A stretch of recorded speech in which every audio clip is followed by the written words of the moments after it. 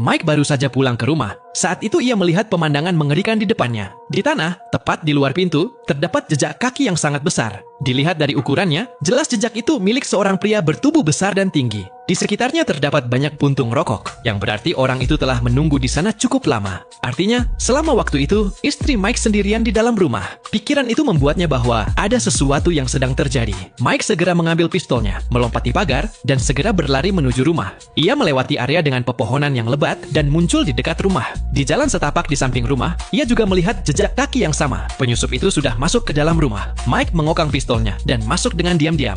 Di dalam, ia melihat sekeliling, tetapi istrinya tidak terlihat dimanapun. Dengan panik, Mike mulai mencarinya dan akhirnya sampai di kamar tidur.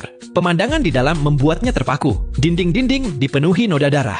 Jelas terlihat bahwa telah terjadi perkelahian hebat di sana. Mike segera menelepon istrinya. Ternyata, istrinya berada di rumah sakit, dalam kondisi kritis, dan sedang menjalani perawatan darurat. Dengan suara lemah, istrinya menceritakan bahwa seorang pria bertubuh besar telah memaksa masuk ke rumah. Tanpa mengucapkan sepatah kata pun, pria itu mengobrak-abrik rumah seperti orang gila, seolah sedang mencari sesuatu. Ketika tidak menemukan apa yang ia cari, ia menjadi sangat marah dan menyerang istri Mike dengan ganas. Saudara Mike juga membenarkan cerita itu. Penyerang tersebut meninggalkan istri Mike dalam keadaan sekarat dan melarikan diri menggunakan sebuah taksi berwarna hijau. Dalam hati, Mike bersumpah bahwa ia akan menemukan pria itu, apapun yang terjadi. Keesokan harinya, Mike berkeliling ke seluruh kota untuk mencari taksi hijau tersebut. Setelah waktu yang lama, ia akhirnya melihat taksi itu di sebuah parkiran. Namun, Mike tidak langsung bertindak. Ia mencatat nama perusahaan yang tertulis di pintu taksi tersebut. Setelah habis maghrib, Mike mendatangi perusahaan taksi itu dan berpura-pura membutuhkan bantuan. Begitu petugas membuka pintu, Mike dengan cepat mengenakan penutup wajah, mengacungkan pistol, dan mendorong petugas itu ke dalam. Ia kemudian melihat seluruh data perjalanan para pengemudi. Perhatiannya tertuju pada satu mobil. Mobil itu berhenti di depan rumahnya, tepat sebelum Mike tiba di rumah hari itu. Nama pengemudinya adalah Leo, seorang pria muda. Mike mengambil berkas Leo dan memperhatikan fotonya dengan saksama.